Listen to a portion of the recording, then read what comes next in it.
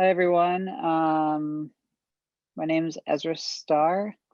I am a cognac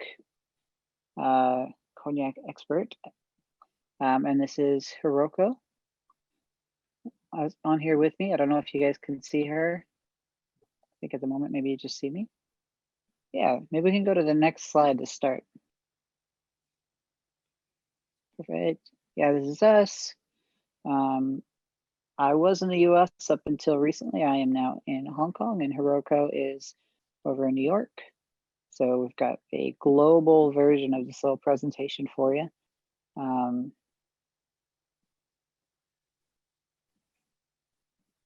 I've been dealing and studying with cognac for a very long time, and only a few years now with the BNIC and the cognac group, but it's one of my big passions.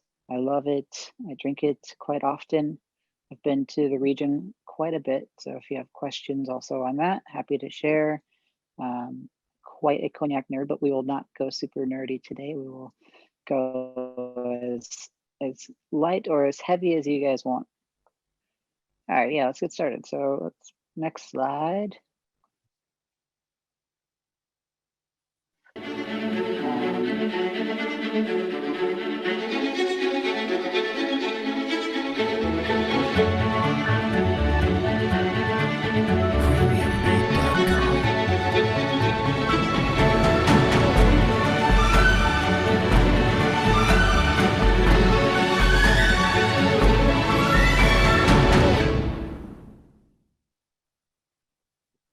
All about cognac. So we're going to go over everything dealing with cognac. We'll start going pretty simple. This slide here is an overview of kind of we're going to talk about the region. We're going to talk about distillation. We're going to talk about aging and blending and all of the stuff that make up this incredible spirit. The thing I always try to make sure everybody knows is that we're talking about an agricultural product from a specific place. We're talking about a delicious, wonderful thing that comes from the earth, produced by farmers, and then is transformed and expressed to its fullest extent through distillers, through cellar masters, and eventually bottled and distributed. But at its core, this is something that comes from the earth and comes from the land. Do you mind if we go to the next slide? So here's France as a whole. You can see Paris up there in that little circle. You got the Loire Valley running in between, starting with Nantes and going through Tours. And then down below, all the way on the left side there of your screen, you've got Bordeaux. And just north of Bordeaux that's the cognac region that's listed there. You can see it's right on the ocean here.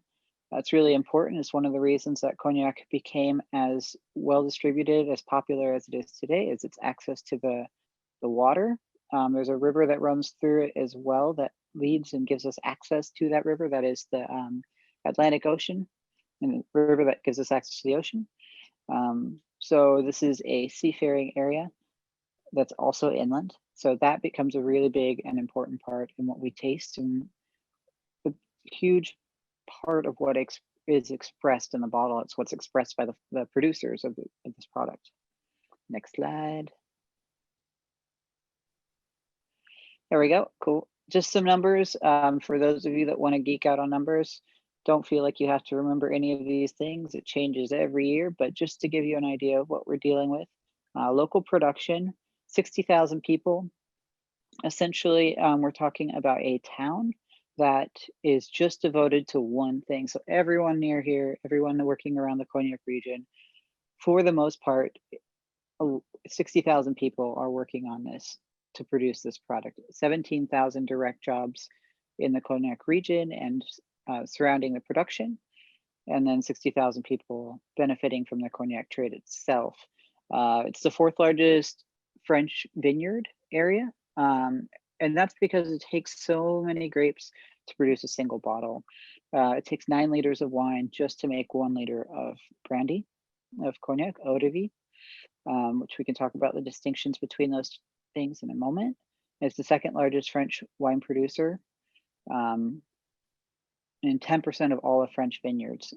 So when you see this region, it's just completely covered in grapes. It's unlike anything you could ever imagine. Every few miles you go, there's just grapes and grapes and grapes and vines growing. It's absolutely stunning, just these rolling hills of grapes. Next slide.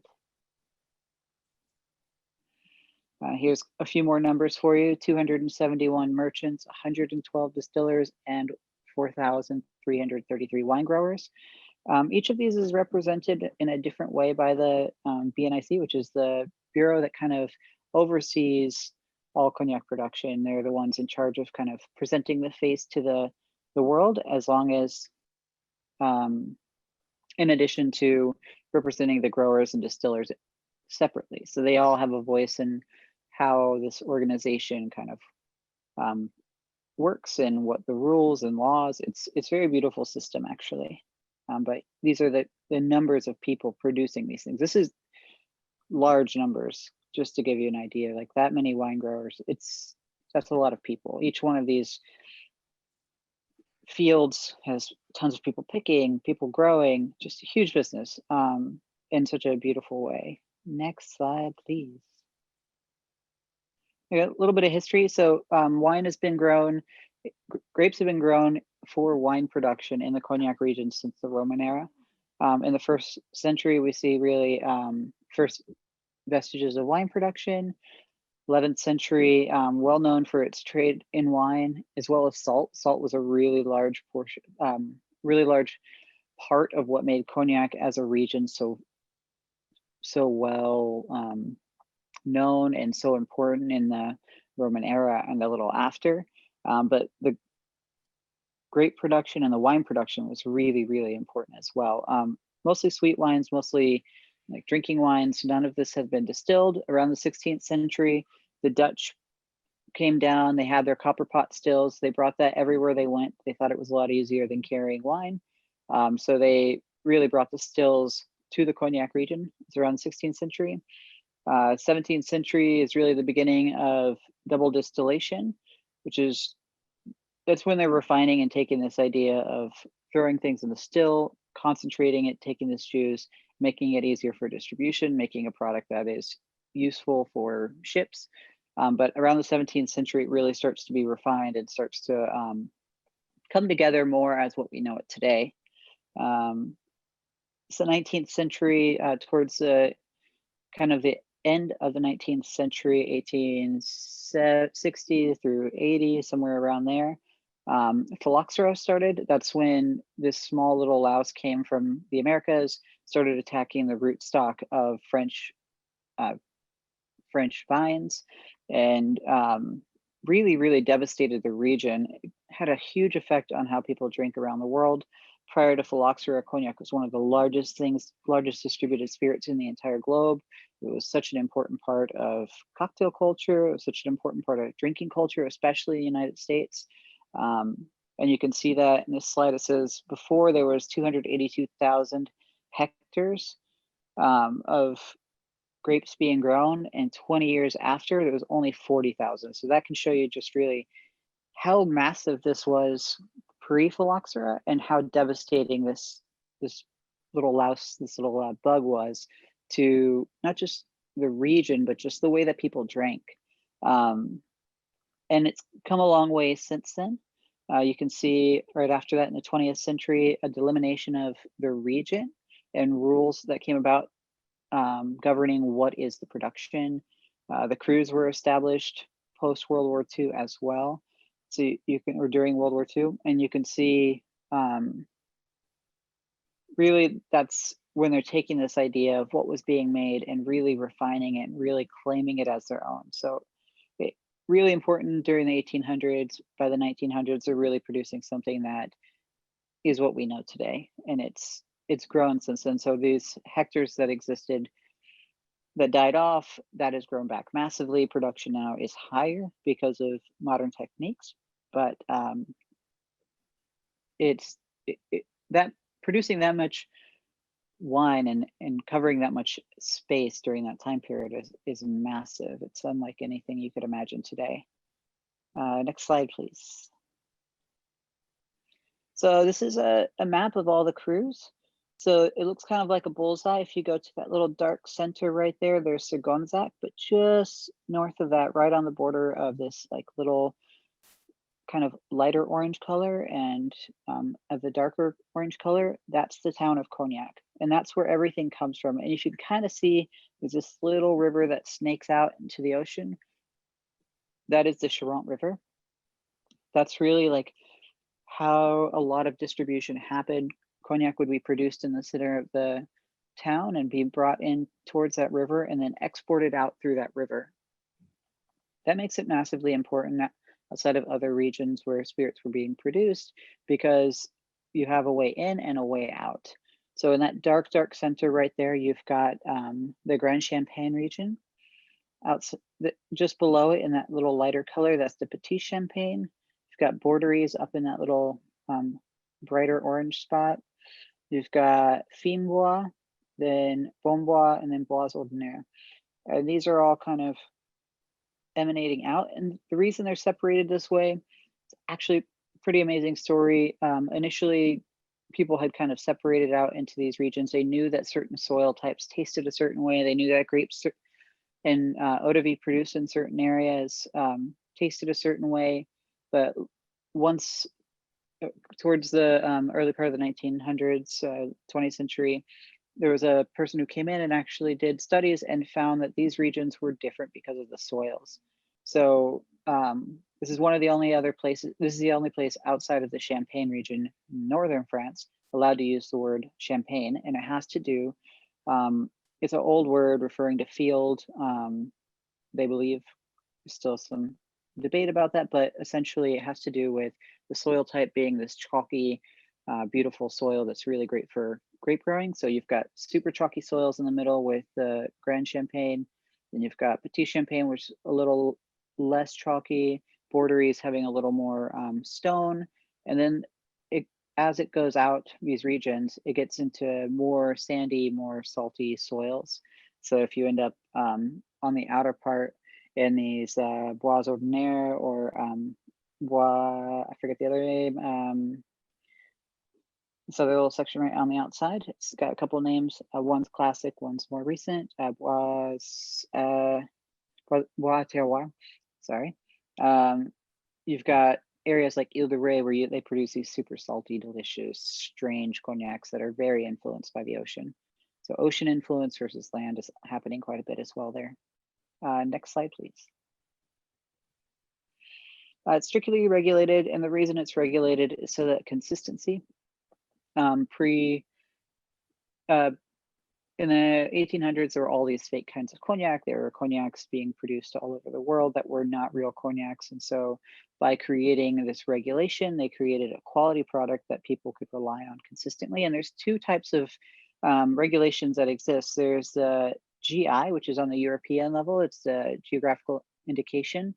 And that is an agreement through the European Union on what is cognac, and that's understood and protected by the European Union. And then there's on the more local French level, the AOC, Appellation d'Origine Contrôlée, and that is on the French level, and that's what the BNIC work with and try to establish the rules and regulations around. So those are two really important things. And AOC, France has a couple of AOCs that are governed by spirits. The rest are all wine for the most part. They've also got AOCs for cheese, but this is really just a way to make sure that things are consistent, taste good, and when they're produced, you have something that's coming from a really beautiful and quality place that's produced in a consistent manner. So that's why these things are important. Next slide. Yeah, so delimited area. Currently, the primary grape being used is Uni Blanc, and this has to do, as we said before, with phylloxera happening. What they did was they took American rootstock and they put grapes, French grape, on top of the American rootstock, and that had a huge effect on how the grapes started growing. And so prior to phylloxera, full blanche was the primary grape. But because of the way the roots started changing and interacting with, it's essentially a puzzle where they take this stalk, they take this plant, they cut the bottom out like a little puzzle piece, and they attach a root and glue it together, and it grows together and becomes strong, and then they plant that. So you've got the protection from the phylloxera from the American rootstock, and then you've got the plant itself, which is this beautiful French grape. But it had an effect and it changed the way the grapes grew. So Uni Blanc is now the more popular and the more widely used grape. Full Blanche is still used. There are a lot of grapes that can be used. The most important thing about the grapes that are used, they're all white, is the acidity. They want super high acidity, so that when the wine is produced, you've got this fresh product, and fresh high acid wine is really important for distillation. It prevents the amount of sulfur in it as well, but it also, the high acidity just makes it easier to distill and gives you a brighter flavor. Also, you want something low in alcohol. When these wines are produced, so first a wine is produced, you have a wine that is 6 to 8% in alcohol, so fairly low.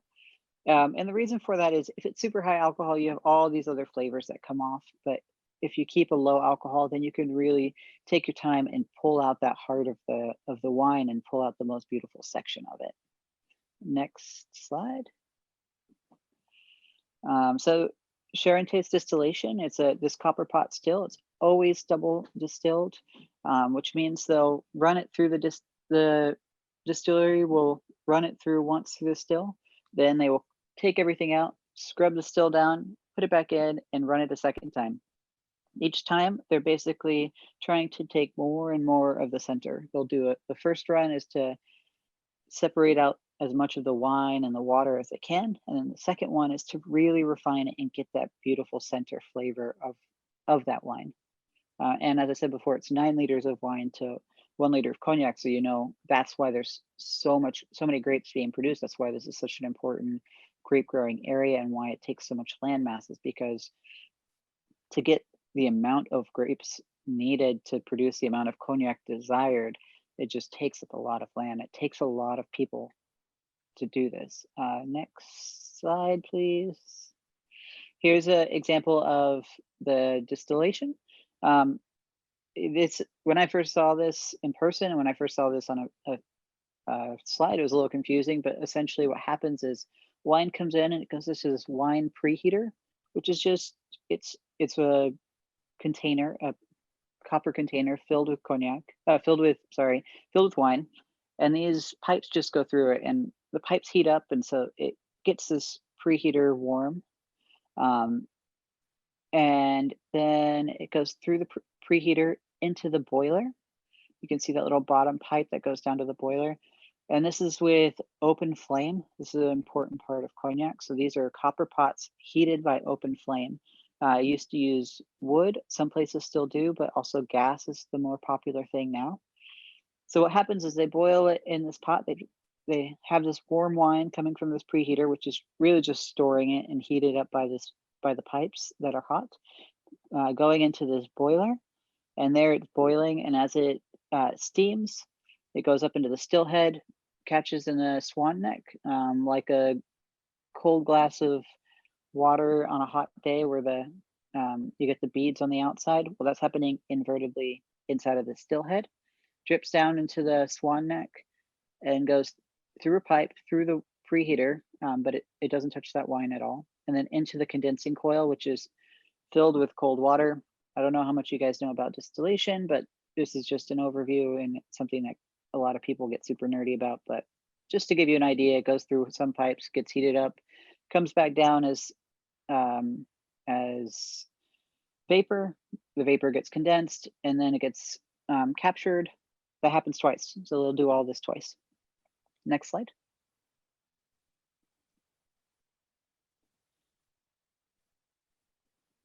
A little video for you. That's the spirit coming out. It always comes out clear. That's an important thing. So it starts out with this fresh wine, goes through the still, comes out clear. The next steps, you get this raw product. It's about 70% alcohol. It's I like to drink it, but a lot of people might think it's pretty sharp, and it's not yet cognac. It requires 2 more years of rest in French oak to start to become cognac. At the stage where it's completely clear and coming off the still, they call it an eau de vie, which just means it means water of life, but it just means raw spirit if we're talking about it in this context. So then the next steps are aging and blending. And that's where they take this raw product and they find a way to calm it down a bit. They'll put it in oak for 2 years at the bare minimum, and then they'll put it in some other oak casks to get different expressions of what they want to really bring out the core flavor that they're looking for. And then the cellar master will do blending, etc., as well. So these are all different stages, but essentially raw. So you've got the wine to the raw spirit that's then softened by aging and blending through oak casks, then taking different casks and blending those together by the cellar master. Next slide. And there used to be, we used to talk about different types of wood, but really the most important things are this is all French oak. There's wide grain and fine grain. And this can be affected by where the tree grows in an area. If it's in certain areas, the tree will grow and have a little bit of a finer grain. If it's in an area where the tree can grow a little larger, it will have a wider grain. And the toasting that's used for these barrels is pretty light. These woods are aged outside for a couple of years to really like purify the wood. It lets all of the tannins, for the most part, stick out. It lets the wood become more pliable. And when you've got wide and fine, that means when you're taking it and putting it in the cellar, it's allowing a certain amount of evaporation out of the barrel, either a lot or a little. And each cognac house has a preference over which type of grain they want to use in the barrel. Sometimes some use both, some use only certain kinds, and you get different flavors out of it. As this shows, you've got structure and a little more tannin with the wide grain, giving you a spicy flavor because you can imagine some of the water is going to come out and you're going to have a little more core spirit in there. Versus a fine grain where you're going to have a slight bitterness because you're going to get much more of that wood interacting. But you also get a little bit more of a fruity expression as the brandy gets older. Next slide. So these are the three or four core centerpieces of what you get from wood. When you have a fresh barrel, as you do in more of American spirits, you'll have this like raw wood flavor.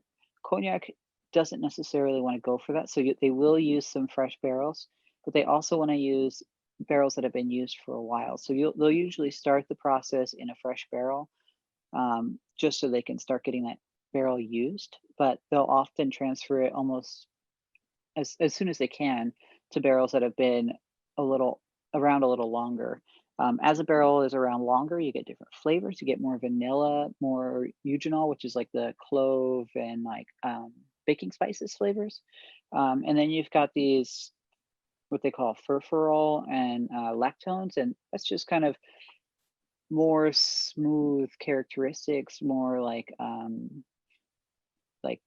sawdusty, but also smooth. The lactones are a little smoother. The furfural are like a little more woody. But the longer it's in barrel, the more these flavors come out. Next slide.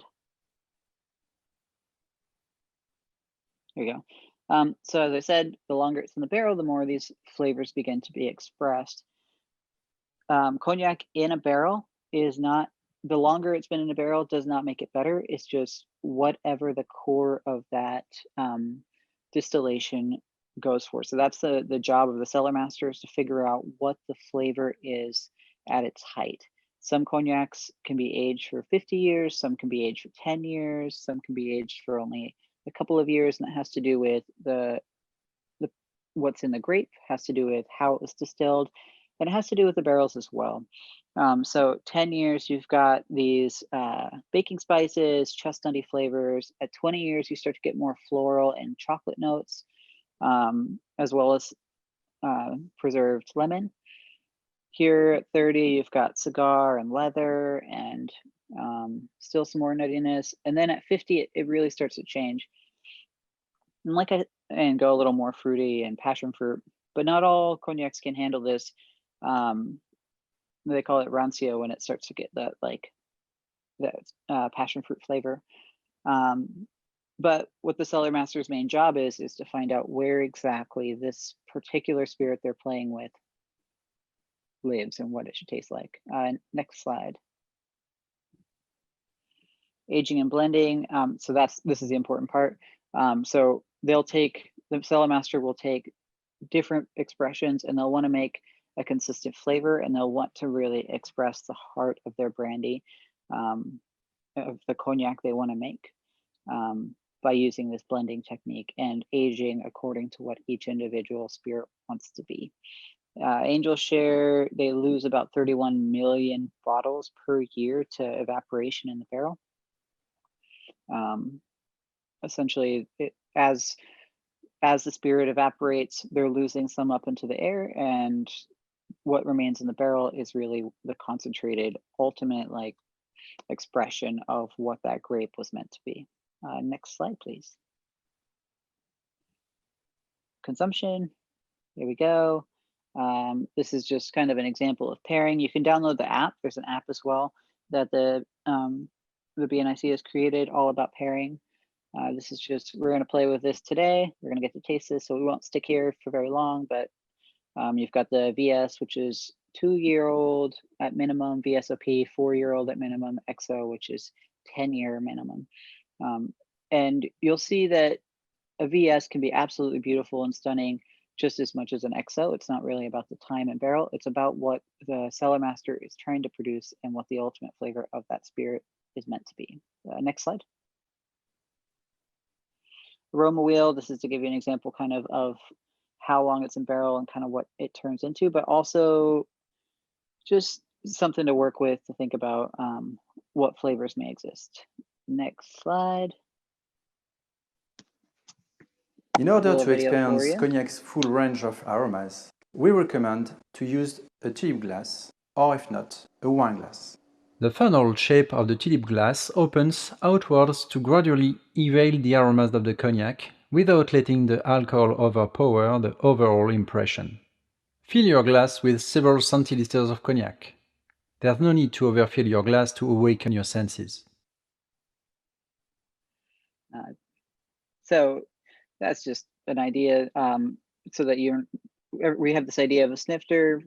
Snifter's not the best thing ever for cognac. Something that really puts the flavor out and gets it in your nose is wonderful. I like just an old-fashioned looking glass, but otherwise anything else is pretty useful.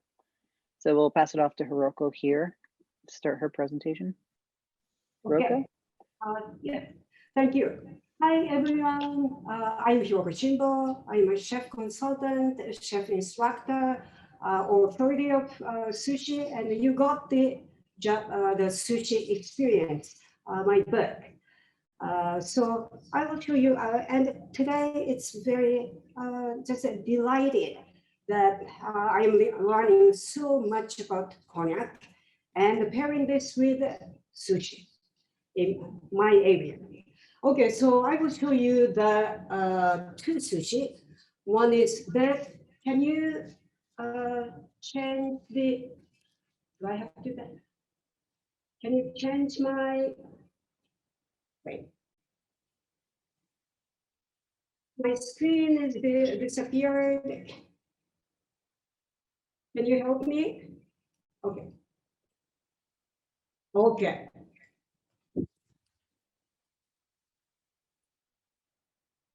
Can you see my screen? Where is the back? Yes, Hiroko, we can see you. You're great. Yeah, no. I need a screen, the board. I'm gonna show how to make it. Yes, we see you and we see your hands, Hiroko, and the mat. You're all good. Okay. Oh, so you see this one? Yep, we can see everything. Oh, you do it? Okay, sorry. Okay, so let's start. I will make kosomaki, the most traditional sushi, and you receive this mat. And this flat surface comes on up. And here is the nori. There are two sides, shining and a little bit rough. Shiny side down at the edge of the rolling mat.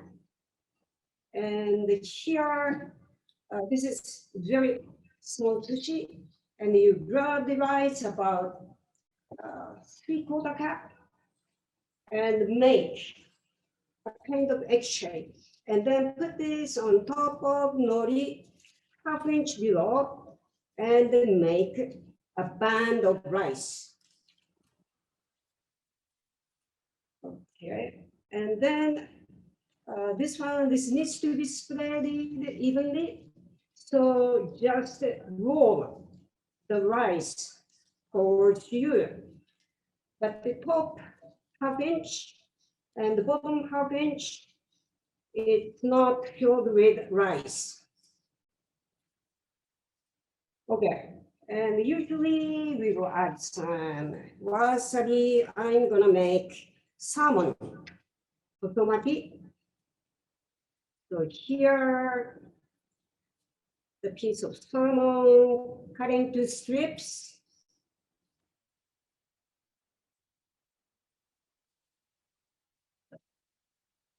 And then the tip, how to roll, is put your hands underneath, push up, and the beginning of this nori will meet with this, the end of rice. So I will do this, and then check if it's okay. Just cool that down, and then push up and press. When you press, some of the rice just comes out. So push this rice back into the roll.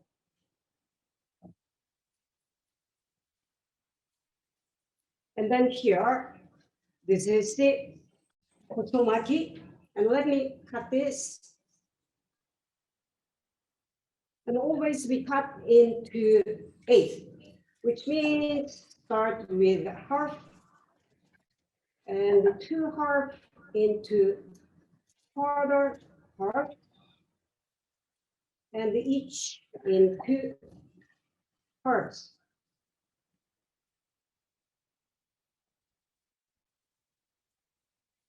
So this is the most traditional, and this kind of sushi was already invented back in the middle of 19th century.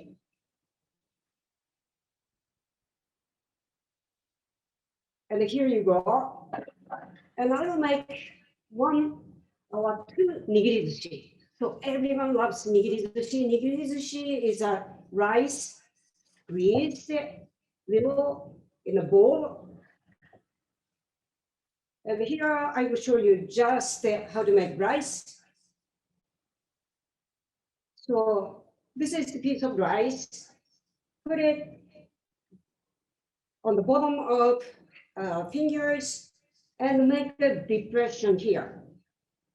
Roll this over, push it back, and form it like this. So this is the sushi rice. I'm not sure. Do you have a close-up display image? Okay, so I made a depression. So when I turn this rice, this falls into 1/2. In this way, you can eat sushi very comfortably. So I will make the sushi, real sushi. Okay, and here is the fish. And the first, grab the fish, and then make a little rice bowl. Put this on top of the fish, but maybe, yeah, add some wasabi, sushi rice, and make exactly the same. Make a depression, turn this over, and then just to form it.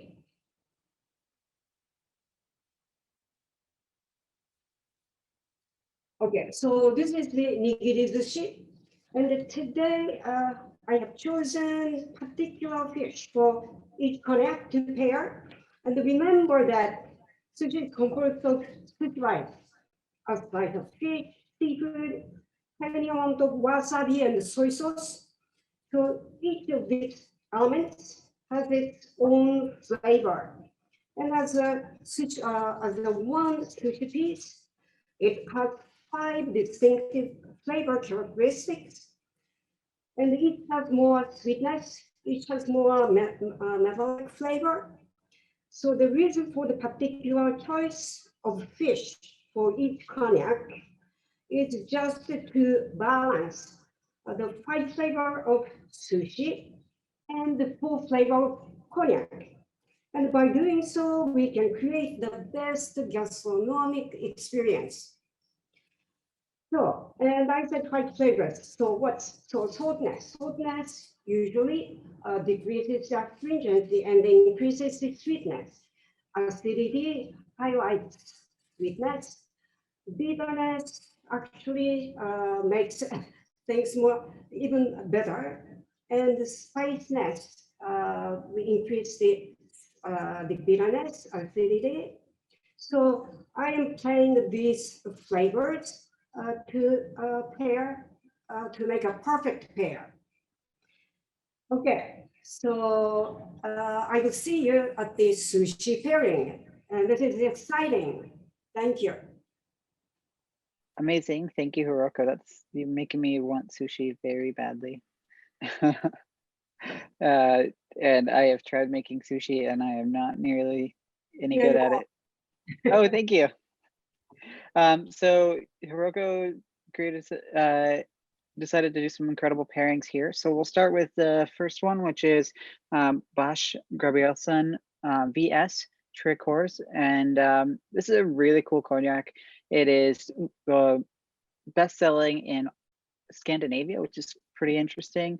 This region the cognac region has had a lot of different people who have come in, and British and Scandinavian. So you have a lot of different people producing cognac. So we're going to taste some really cool things today. So this is paired with red tuna nigiri. This producer has been producing since 1905. They're great. This cognac is at the max 4 years old. It's 75% from the Fines area, 25 from Grand and Petit Champagne combined. The producer is the 4th generation producer for this family, and it's one of the largest cognac brands in the region. Hiroko, do you want to talk about the tuna and why you picked it and how the pairing works for you? Okay, yeah. And first of all, tuna is a fascinating fish. They migrate over a long distance in both warm and cold waters in the north and the south hemisphere. And when they swim, they can maintain a speed of 56 miles per hour and without stopping for days. And they must swim to obtain oxygen in oxygen-rich water. And when you see the color of tuna, it is red. And the intensity of the red color varies depending on the species. And while the most prized bluefin tuna has a deep red color, yellowfin is watermelon color. And the red color is a sign of large amount of myoglobin stored in the body of the fish. It is an oxygen binding protein like hemoglobin.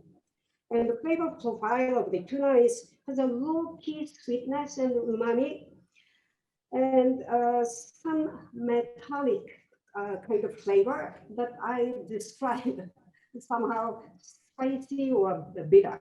So that's the flavor profile, and its texture is very tender. Nice. We should talk about how to taste. So when you're tasting, smell it first. Breathe it in. You get the fruity aromas. You'll get the wood smell, the flavor of the wood. You'll get bright floral notes. And then when I taste, I always do I do 2 tastes at once to kind of wash your mouth out, the second one to really taste the spirit. And I know this is going to go so well with that tuna nigiri. I unfortunately do not have the glasses that I normally do, so I'm using these little wetting glasses. And that second flavor, the second taste will really bring out all the cognac. Yeah, and pair that with the tuna. Okay, so I find this cognac very young, wild, and sharp, peppery kind of notes. And the tuna is pretty mild, and also this whole combination is taming this wild kind of energy, and making the taste of the tuna nigiri much more fuller, plus the cognac is also tasted much fuller in the mouth, more tame. So I will have my sushi.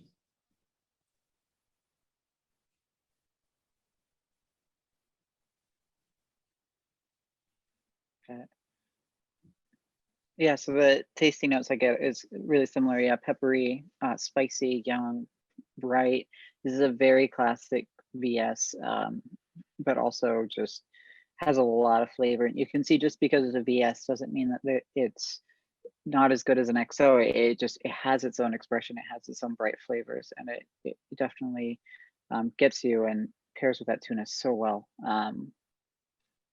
Shall we move on to the next one? Next slide. There we go. So this was honestly, this was a cognac I had to look up. It's one that I don't know so well because it's not as easy to get in the US. The Mikau VS, this is another bright one. You can see the difference between the two VSs and that they each have their own expression. This one is from all of the regions. The company was founded in 1862 with a couple of brothers who came in from Russian area. I forget the name of the town, Silesia, I think it is. But they originally wanted to create, they were sent there by Tsar Alexander II, as it says on here, to make sure that Russia had its supply of cognac. That's how important this stuff was and is still. So this is a wide range. This cognac, grab it. I think it's been in wood just slightly longer. It's darker anyway. So it would do the same thing, just smell. Bright flavor still, just because it is that VS. It's still the same amount of alcohol as the last one. And I get this one is got a little more oak to it than the previous one, at least it does to me. Fruitier. You can definitely tell that it's a kind of a blend. When you're just dealing with petite champagne and grand champagne, you get these like more subtle fruitier notes, where this has got a little bit more of everything else going on. Cuts off kind of at the end. You've got some of those white flowers and things of that nature. And that with the yellowtail, Hiroko, you want to tell us about it? Okay, so machi, yellowtail. Yellowtail is also a migratory fish, but it swims much slower and less distance than bluefin tuna. And it has distinct earthy yellow brush line below the eye to all the way to the tail. It is a beautiful fish, and during the cold months, the body acquires as much as 20% of its weight as fat, and reaching the peak of the flavor. So now it is the time to enjoy this, to enjoy hamachi. And the Japanese have been farming yellowtail since 1927, but the quality is good. And most of the times you are eating farmed hamachi at the sushi restaurant. And hamachi flavor profile. It's rich in sweetness and lots of umami because of its oil, fat. And it has a slight metallic flavor like tuna, but much weaker. And the texture is tender, firm. And pairing with hamachi sushi, and hamachi sushi comes with the sushi rice, little wasabi, fish, shoyu, and I am squeezing little bit of just lemon juice, and this adds a kind of oily flavor and brings out much better sweetness. And this rich sweetness balances against the this VX is as I said, it's completely different. It's much milder, and it goes very well with little rounded spiciness and bitterness of this particular cognac. So making the after eating the sushi, making the cognac tasting much fuller in the mouth, and to me there is a pleasant toasty aftertaste in the mouth. Thank you, Ezra. Yeah, I get a lot of that star anise flavor too, which I think really good with that hamachi. Thank you. Let's go to the next one. Start talking about it. This is one of, I think, the most brilliant pairings, by the way. So this is a VSOP from a very large cognac house called Frapin. How you came up with Frapin and sea urchin, I don't know, but it's amazing. So Frapin has been around for a long time. It's huge where I am actually in Asia. It's 590 acres of vineyards. It's only Grand Champagne. They are a grower producer. So they grow their grapes and they also do the distillation. It's the same family. It's been around since 1270, which is a long time. One of my favorite quotes about the Cognac region is producers will often say they don't make cognac for themselves, they make cognac for their children. It's because it does take about 10 years for or more for a good product to be made, because you're doing blending, you're taking some of the older stuff, some of the younger stuff. So what they're producing today, they probably won't even get to taste. It's for their children. A little bit more about them. Yeah, Grand Champagne region, super large producer. It's one of some of the most beautiful cognac you can buy out there. And the VSOP, you go from those baking notes to a little bit more cinnamon, a little bit going more towards, I get a little bit more leather in this one, but I know it's not a lot. I'm gonna taste it with you. You know, it's almost 7 a.m. for me here, so drinking cognac first thing in the morning, not the worst thing in the world.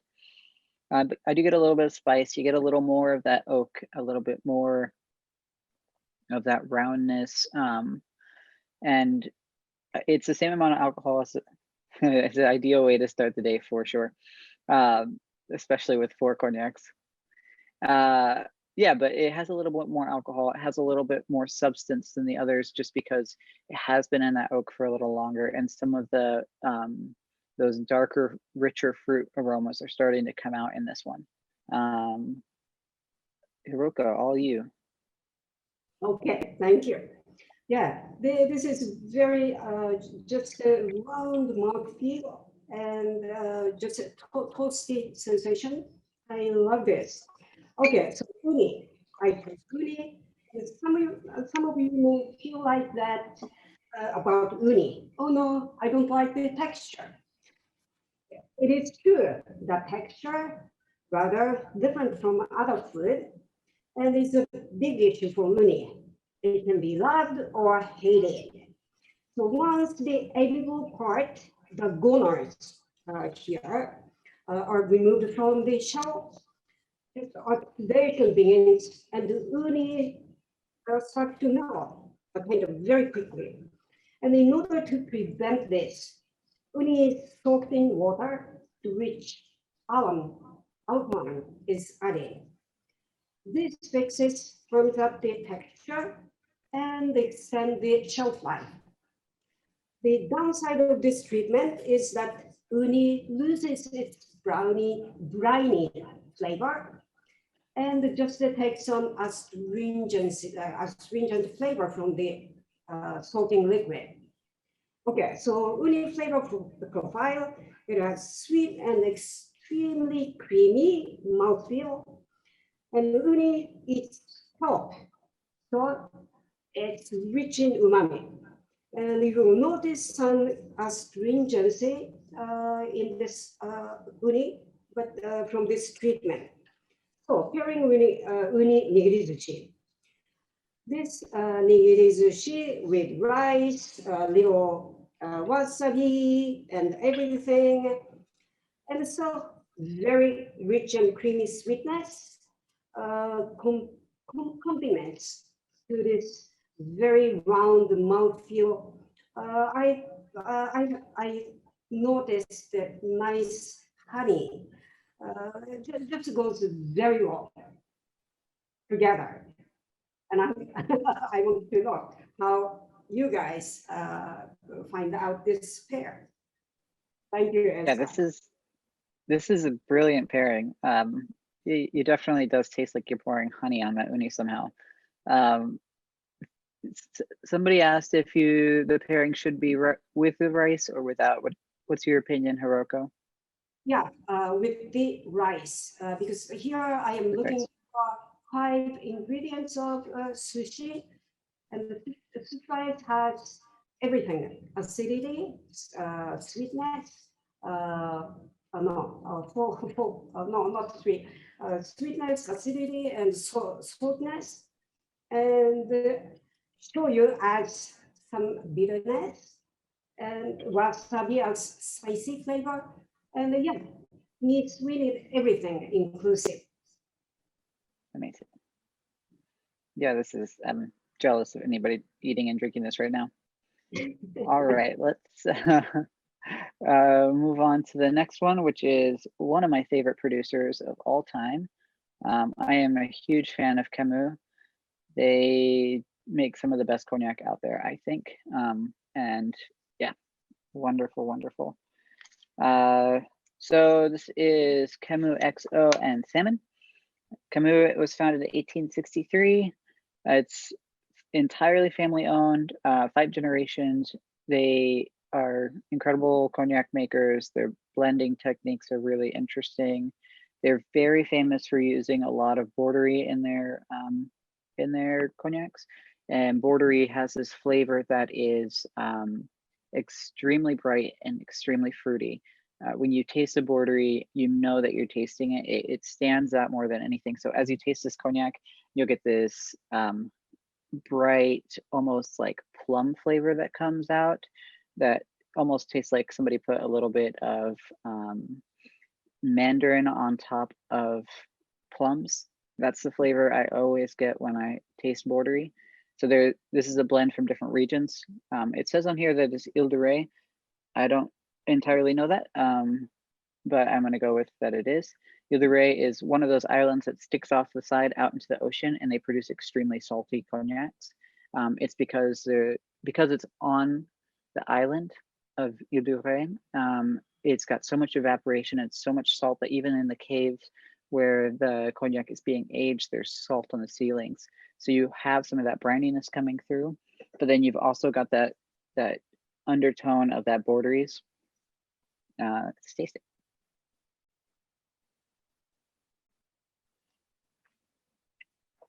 Yeah, for sure. And because this is an XO, you start to get some of those more round fruity flavors showing through, some of those more violet flavors, that rancio note, that almost like that passion fruit under a blanket of velvet kind of a flavor. And then some of that saltiness, from the Ile de Ré, and that brightness from the Borderie, it definitely shines through. Hiroko, tell us about the pairing and the salmon. This is I like this, and I find some acidity or lemon-like kind of. Yeah. And that's one of the reasons why I chose salmon. Okay, and the fish, salmon, to the surprise of many here, everyone, salmon wasn't a sushi fish in Japan until quite recently. Sushi was invented in the city of Edo, which is present Tokyo. And in the middle of 19th century, and the salmon was caught far north in the cold water, and salmon wasn't available in Edo, in the city of Edo. And furthermore, salmon hosts a parasite, anisakis, everyone knows. And if we ingest it along with raw fish, usually within 8 hours, we start to develop acute stomach ache with vomiting. In order to kill the parasite, salmon must be frozen at minus 31F or 35C for 15 hours and before consumption. And this says all salmon used for sushi, it's frozen, so it's safe to eat. Okay, so there are many salmon species, and both wild and farmed in the world. But there is more Atlantic salmon, which is all farmed, than any other type. So today, most salmon used at the sushi restaurant worldwide, you are eating farmed Atlantic salmon. Okay, so Atlantic salmon flavor profile. This features quite unique sweet flavor, and this one is, yes, Atlantic salmon with a medium fatty taste. And the salmon used for sushi is usually slightly lightly salt cured. So you may get some salty flavor from the salmon because of the water content of the fish, and the texture is medium firm, tender. So pairing this salmon with salmon nigiri, and this combination, mild sweet, slight buttery taste, and the texture of salmon pairs with very well with this just a round mouthfeel. Everything is spicy, bitterness, which lingers after or wrapped up in this velvety kind of texture of cognac. And I hope what you guys think about this pairing. Amazing. Yeah, guys, feel free to tell us how you think about these different pairings. They're really interesting. When I first heard about this class, it took me a moment to wrap my head around the idea of drinking cognac and eating sushi, which are two of my all-time favorite things in one place. But I just hadn't put the two together, and it's absolutely brilliant, and the pairings are so good. All right, we've got one more. Next slide. Yeah, the uni is still, like, I think that's one of the most brilliant things ever. Somebody said this pairing literally said hot damn. All right. So one of the most, I have a personal love affair with Hardy cognacs. Benedict Hardy is an incredible woman. She's one of the most powerful women in the cognac region. She is, I think, fifth generation owner of the brand. They make such beautiful cognacs. They're always round. They're always tasty and beautiful. They're Grand and Petite Champagne put together. So you've got that calcareous soil producing these cognacs. The great thing about Grand and Petite Champagne is the cognacs can age longer that are coming from there because the soil is struggling so hard because of the way that the plant grows in these soils. It allows the fruit and the juice to have this high acidity, and then when it's distilled, this intensity that can let the aging go for a very, very long time. So this is a 10-year-old in that it's an XO, but some of the cognacs in here are probably about 50 years old. It's a huge blend. So the youngest possible in the barrel, in this bottle, is a 10-year, but everything else is much older. And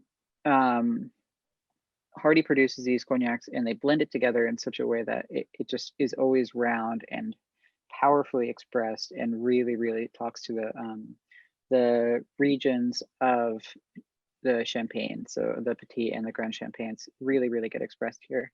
You've got violets, you've got, I poured myself a little extra on this one. Yeah, the Rancio notes, the passion fruit, the violet flavors, which usually comes through only through super old cognacs. But then you've got a fruitiness and a brightness that so if a cognac is really good and the brandy is really good to start, and they're using a really wonderfully well-made product, even as it gets old, you're still going to get a brightness. You're still going to get freshness in the taste of the cognac. And this one really has that. So you've got that like bright citrus flavor, even though this thing is probably averaging somewhere between 30 years. I don't know for sure, so don't take me in full on that, but anywhere from 10 plus. Hiroko, you want to talk about the Chutoro? Okay, so Chutoro for Hardy, this is quite mature smooth, and I can taste some dried fruits, dried apricot, dried something, and the tobacco or chocolate, kind of very complex, round but very complex, wonderful honey. Okay, so Chutoro is the choice. Chutoro is the medium body belly part. And I'm sure everyone loves Chutoro. But the story is that at the time when nigiri sushi was invented in the city of Edo, the present Tokyo, in the mid of 19th century, this fatty part belly was thrown away because it was considered undesirable part. In the past, there was no refrigeration system. Everything spoiled quickly, and the oily part goes bad first. So, and it was after World War II, the fatty belly part became a kind of delicacy by Japanese people. Then soon after, by the entire world. So the flavor profile of fatty tuna is a sweet and bubbly taste and texture. And it melts in the mouth. And the texture is bubbly with a little bit of senior because of the part. And the pairing with Chutoro, with this cognac, so the acidic, actually, when it comes with the Chutoro, today we don't have Chutoro, so we are substituting with salmon with mayo, with spicy mayo, which shows a kind of similar flavor and the texture profile. But when you have otoro or Chutoro, fatty belly tuna, squeeze a little lemon, as we did for hamachi. And hamachi yellowtail, it's cut the too oily character and brings more sweetness. And this, because of the flavor profile of cognac texture as well, and the Chutoro flavor texture just complements each other. Today we are doing this with salmon with spicy mayo. And by the way, I'm not a hard drinker. I've never tasted so many wonderful varieties of cognac. Maybe I had cognac 5 times in my whole life. And this webinar just taught me Ezra so much about wonderful cognac. And the interesting thing is why sushi and cognac? Cognac, you say, you don't go like wine. And it's just enjoy everything, sensation in your mouth. And the sushi as well. Sushi is not like eating steak. It's not, it's just one piece at a time. Each fish has a different flavor profile, texture profile with the sushi rice, shoyu, soy sauce, everything. And just enjoy one small piece at one time. So pairing sushi and cognac, just a fantastic idea. Yeah, and I want to ask one thing. So I included this ikura, salmon roll, and I would like to ask everyone which cognac goes well with salmon roll, ikura. Yeah, that's a great. Yeah, what do you guys think? What goes best with the ikura? The salmon roe. And I know what I salmon think. a little bit, yeah, saltiness, salty flavor. If you guys want to put in the chat which one you think goes best with the salmon roe. Yeah, there you go. I got one person that says Frapan. Does anybody else think? Hiroko, what do you think? I would say for me it would be the Camus. Yeah, probably, yeah. And the saltness brings out more sweetness. So, and the frappin it's already pretty round, but could be even making much better, much fuller. Yeah, I like that. Nice. Anybody else have a comment on it? Yeah, if you guys get a chance to, all right, we got for Pen, any tips for shrimp and avocado? In terms, you guys, do you mean, Gina, do you mean in terms of making sushi or do you mean with pairing? With pairing. Ooh, yeah, shrimp and avocado for pairing. Didn't do that, but yeah. Shrimp, pretty low key, but has sweetness. Maybe I just go for which one? Which one is that? Muco. Oh, the Macau? Yeah, I agree Yeah. with that. Yeah, the VS is probably great for shrimp. It's very bright and acidic and has a higher alcohol. Right. I would say for avocado too, you could kind of go with a lot of them. Oh, somebody asked, how long does cognac last after you open it? It's not like wine, so it can last a long time as long as you're keeping it sealed and you're not letting anything evaporate out of the bottle. It will last forever. They don't really go bad once they're in glass bottles. In fact, they will continue to break down a little bit, not a whole lot, not super noticeable. But cognacs tend to get softer. All bottled spirits tend to get a little softer when they hang out in glass bottles, but that's after 5 or 10 years. But yeah, that doesn't go bad.